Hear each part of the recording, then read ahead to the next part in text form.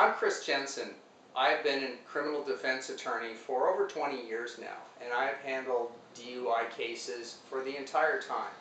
The DUI laws in Washington have changed greatly throughout the years, but one typical advice that we give to people has not really changed, and that's what to do if you are charged, or that is arrested, for a DUI charge. These arrests can range from anything from a simple traffic pullover for going over the lines to a violent crash that results in injuries.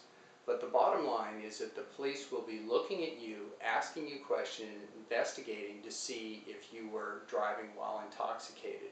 For that, there are some basic rules to follow when you are being questioned. The implied consent laws of Washington require that you do certain things if police are investigating you for a DUI. They also don't require certain things. For instance, when you're stopped or investigated in a case, you must produce your license, your proof of registration, and your insurance information. If you don't do that, the sanctions may be infractions against you, tickets, and things of that nature. If you are validly requested to take a breath test and you refuse the test, the minimum is that you will lose your license for a year.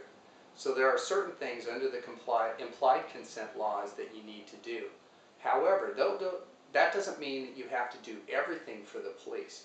For instance, you don't have to do the field sobriety tests. Those are the agility tests alongside the road. You simply don't have to do them.